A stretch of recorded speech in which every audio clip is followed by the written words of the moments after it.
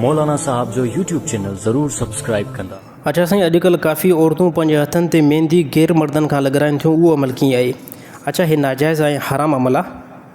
इहा ॻाल्हि ज़हन में रखी वञे त हे असां वटि हिते त न आहे, पंहिंजे शदाकोट में न आहे, ॿाहिरि शहरनि में आहे। कराची में, हैदराबाद में, शायदि लाड़काने में बि हुजे। औरतूं जॾहिं को ईद अचे या शादी जो प्रोग्राम थिए, हाणे बाक़ाइदा दुकान खुलिया आहिनि, उन दुकान ते मर्द वेठा आहिनि। जंहिं बि डिज़ाइन ते मेहंदी लॻाइणी आहे न, त पोइ घरवारी खे मोकिले छॾियो होॾे त मेहंदी लॻी वञे, उहा घरवारी पाण ई हली वेंदी। त हे छा आहे मां ॿुधायां, हे आहे बेग़ैरती आहे। कोई बि मुस्लमान, कोई बि ईमान वारो, कोई बि गैरती बंदो इहो बर्दाश्त न कंदो त मुंहिंजी घरवारी हिकु गैर मर्द खे ईअं हथ में मिलियल हुजे। उहो अॻिला बि जेको न उहो वॾा बदमाश आहिनि, उहे घटि में घटि माई जो हथु जेको पकड़ींदा आहिनि मेहंदी लाइ, उहो 3-4 मिंट न पकड़ींदा, 20-25 मिंट हथ में हूंदो। उनजा ॿई हथ औरत जे हथ में हूंदा। पोइ चङी तरह मेहंदी जेका डिज़ाइन थींदी, इहो अमल हराम ऐं नाजाइज़ आहे। मुस्लमान ज़वाल जी तरफ़ था वञनि, मुस्लमान नाकामी जी तरफ़ था वञनि। जंहिं ॾींहुं मुस्लमान इस्लाम खे छॾियो, हिन ज़माने जो कोई बि पीर हुजे, मौलवी हुजे, मुफ़्ती हुजे, अल्लाह जो कसम साहबा जे पेर जे बराबरि नाहे।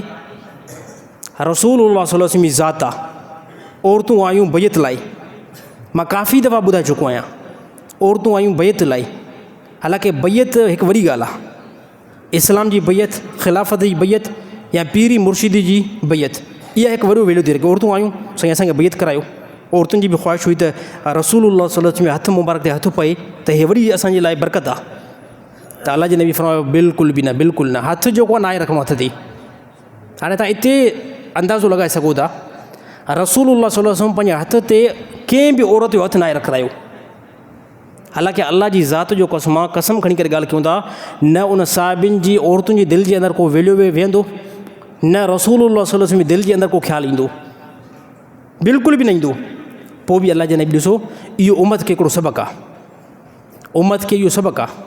त बाक़ी हे जेके असांजा मुस्लमान जेकर अगरि इन फैले में आहिनि, या मुस्लमान जूं औरतूं दुकाननि ते वञी करे मेहंदियूं लॻाराइनि थियूं, हे सभ खां पहिरियां मर्दनि जी कमज़ोरी आहे, या ईमान जेको ज़ाया आहे, या ईमान जी हक़ीक़त जेकी निकिरी वई आहे। बिल्कुलु नाजाइज़ ऐं हराम अमल आहे। इन खां तमामु मुस्लमान बचण जी कोशिशि कनि।